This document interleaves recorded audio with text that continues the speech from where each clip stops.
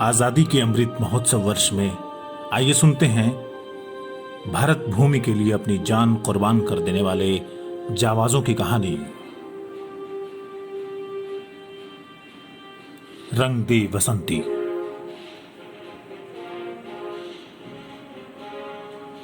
और आज की कहानी भारत के पहले परमवीर चक्र विजेता मेजर सोमनाथ शर्मा की।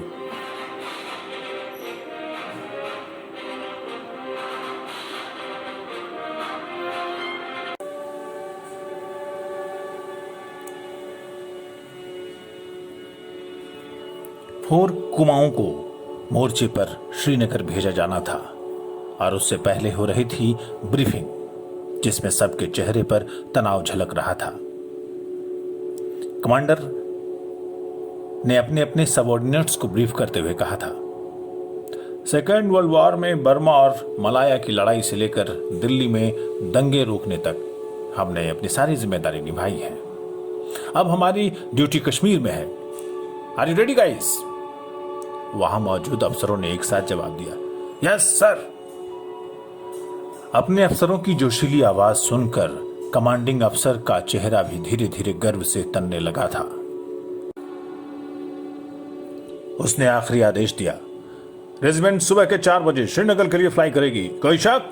नो सर, सारे अफसरों ने एक साथ कहा तो पूरा हॉल उनकी जोशीली आवाज से गूंज उठा। सारे अफसर बाहर निकल ही रहे थे कि कमांडिंग अफसर ने उनमें से एक अफसर को रोक लिया। Major Somnath Sharma, you are not allowed to go. Somnath ने कुछ कहा नहीं, बस रुककर अपने अफसर को देखने लगे। अफसर ने कहा, तुम्हारा हाथ टूटा हुआ है मेजर, लड़ोगे कैसे? सोमनाथ ने जवाब दिया, लड़ाइयां हाथ से कम कलेजे से ज्यादा लड़ी जाती हैं सर। सोमनाथ की आवाज में संकल्प का भाव दिख रहा था। कमांडिंग अफसर का सख्त चेहरा थोड़ा ढीला पड़ गया तो मेजर सोमनाथ शर्मा ने आगे बस इतना ही कहा, सर प्लीज। कमांडिंग अफसर ने थोड़ी देर तक सोचा और फिर कहा, ओके सोमी, मैं अपनी जिम्मेदारी पर तुम्हें भेज रहा हूं, याद रखना। साल 1947 की 31 अक्टूबर को मेजर सोमनाथ शर्मा और 4 कुमाऊं रेजिमेंट की डेल्टा कंपनी श्रीनगर पहुंच गई थी। उस रोज जब मेजर सोमनाथ शर्मा की डी कंपनी के साथ महज 70 जवान थे।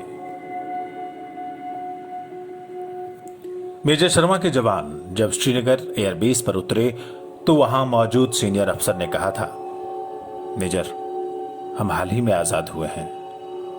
अपने इंडिया का फ्यूचर तुमसे जुड़ा हुआ है। मेजर शर्मा सब समझ रहे थे।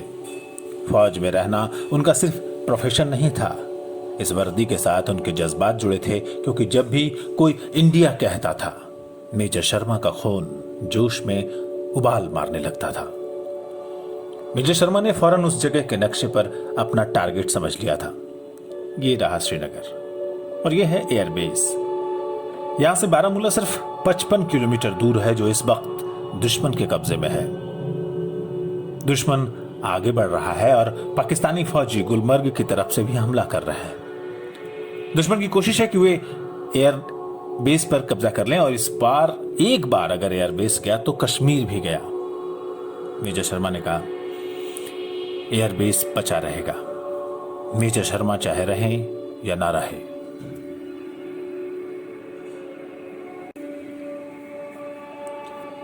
सोमनाथ शर्मा का काम था एयरबेस से सिर्फ 10 किलोमीटर दूर बडगाम में हर हालत में दुश्मन को रोकना। अगर यहां दुश्मन नहीं मिले तो उनको अपनी डी कंपनी के साथ मागम तक पहुंचना था। समय बहुत कम था, किसी भी कीमत पर शाम तक एयरबेस बचाए रखना था। अपनी गाड़ी की तरफ बढ़ते सोमनाथ शर्मा के कदमों में एक दृढ़ निश्चय दिख रहा था। 3 नवंबर 1947 बडगाम पहुंचते ही मेजर सोमनाथ शर्मा ने अपने जवानों को ऑर्डर दिया, पूरी तलाशी लो, चप्पा चप्पा छान मारो, हमें कोई चांस नहीं लेना है।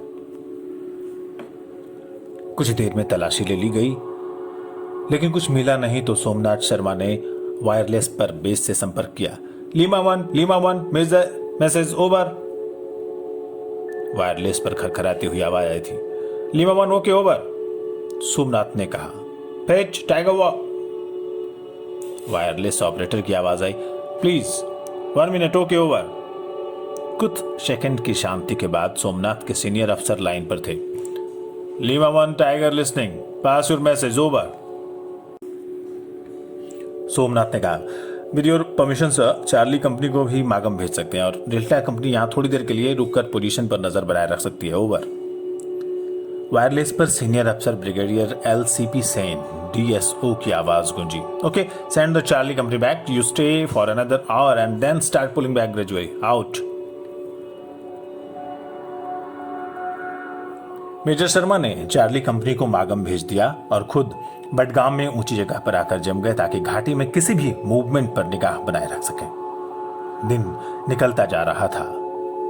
सूरज जब ढलने लगा तब दोपहर के 2:15 बज रहे थे और मेजर शर्मा को पता था कि हाल ही में आजाद हुए भारत और पाकिस्तान जम्मू कश्मीर पर नियंत्रण के मामले को लेकर आपस में उलझ पड़े हैं। असल में आजादी के बाद भी कश्मीर न तो भारत के साथ था और न ही पाकिस्तान के साथ।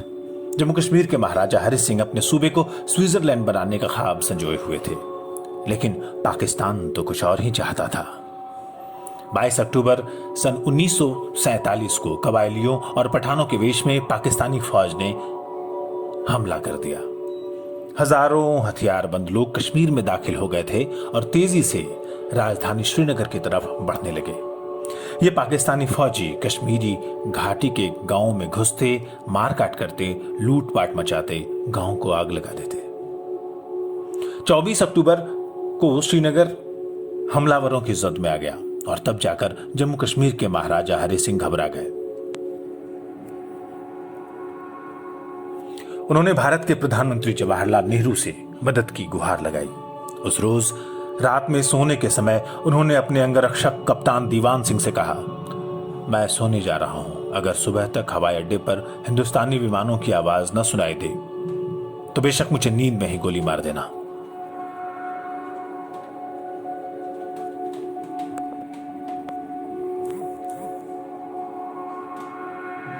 लेकिन वो नौबत नहीं आई।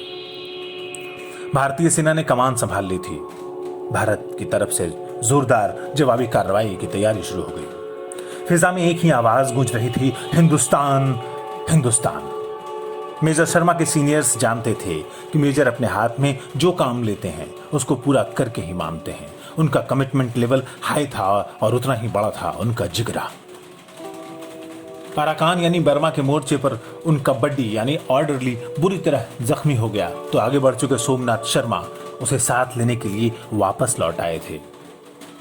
तब शर्मा के commanding officer general KS Thimayya ने कहा भी था, जो उस समय कर्नल थे, इस जवान को यहीं छोड़ दो, someone else will get him later।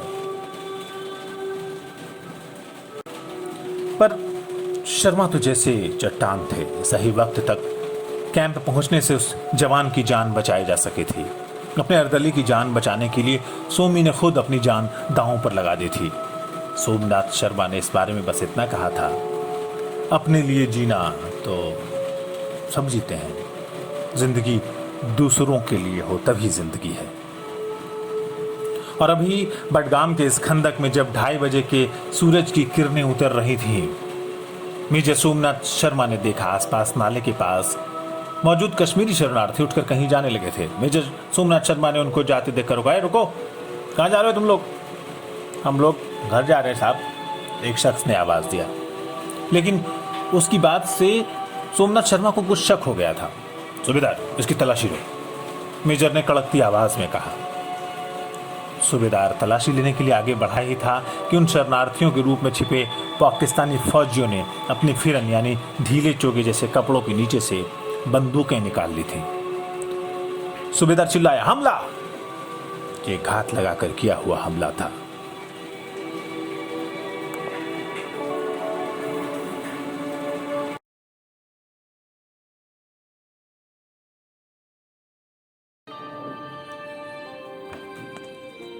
कुछ ही देर में उन घुसपैठियों को मार गिराया गया।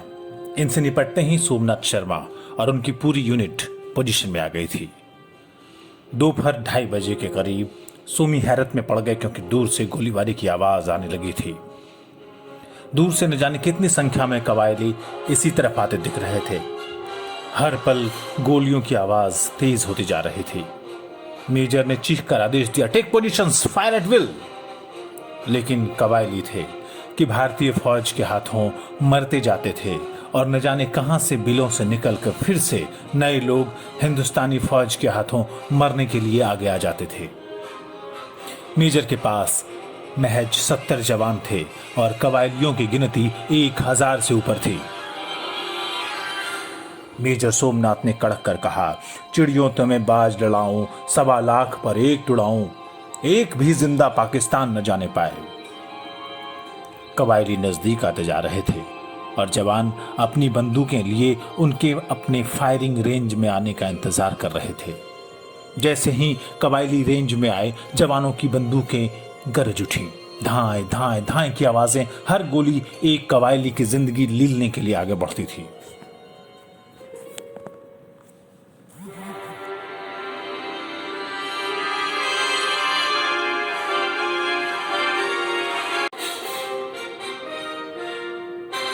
सोमनाथ ने जवानों को आदेश दिया, हर निशाना सटीक लगे, हर गोली पर दुश्मन का नाम लिखा हो, एक भी गोली बेकार न जाए।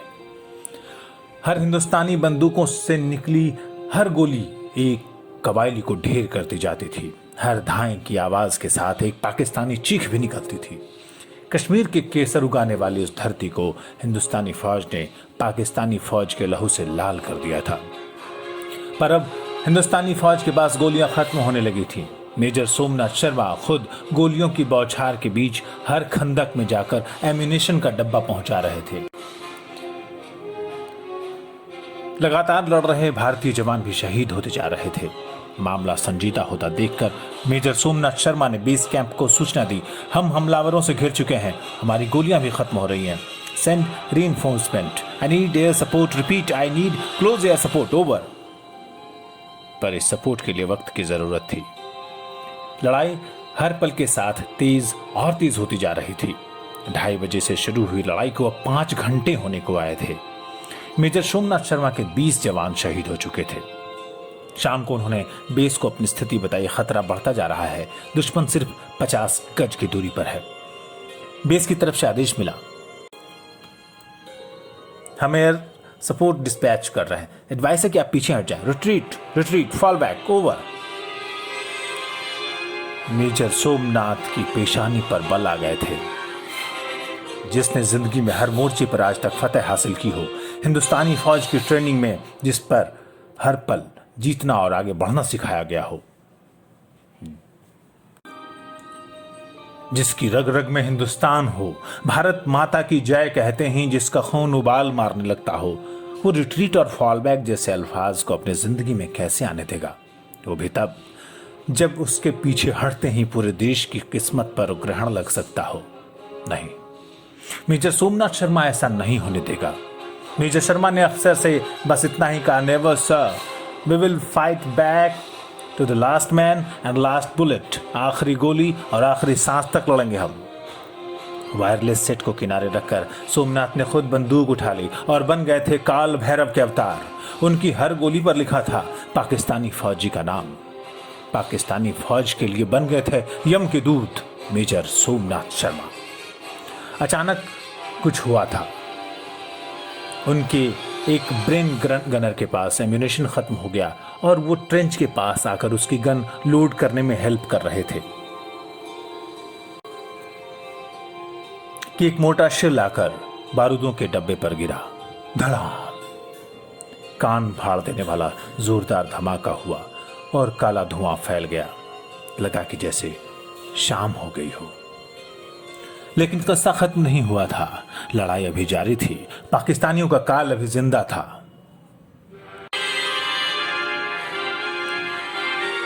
सोमनाथ शर्मा सिर्फ बेहोश हुए थे। कुछ ही मिनटों में उनकी बिना हरकत करती हुई उंगलियों में जुम्बिश हुई और उनकी उंगलियों ने खोज निकाला एक पिस्टल। बेहोशी के आलम से निकलते सोमनाथ की आंखें बाद में खुली। पिस्टल का घोड़ा उन्होंने पहले दबाया था। पर मेजर शर्मा बहुत सख्त घायल थे। खून बहने लगा था और ज्यादा खून बह जाने से जैसे ही वो धरती पर गिरे तब भी आंखें बंद नहीं हुई। नारंगी होते जा रहे आसमान में जूं की आवाज के साथ भारतीय वायुसेना का हवाई जहाज एकदम नीची उड़ान भर कर गया था। मतलब साफ था, रीइंफोर्समेंट आ पहुंची थी। मेजर सोमनाथ शर्मा ने दुश्मन को बडगांव में रोके रखने का अपना काम पूरा कर दिया था और जैसा उन्होंने पहले वादा किया था, वो आखिरी गोली और आखिरी सांस तक लड़े थे। मेजर सोमनाथ शर्मा और उनकी कंपनी के उस दिलेरी भरे युद्ध ने श्रीनगर हवाई अड्डे को कबायलियों के हाथों जाने से बचा लिया था और भारतीय सेना को इतना वक्त दे दिया था कि और अधिक टुकड़ियां वहां पहुंच सके। मेजर सोमनाथ शर्मा को उनके सर्वोच्च बलिदान के लिए मरणोपरांत सबसे बड़े वीरता पुरस्कार परमवीर चक्र से सम्मानित किया गया।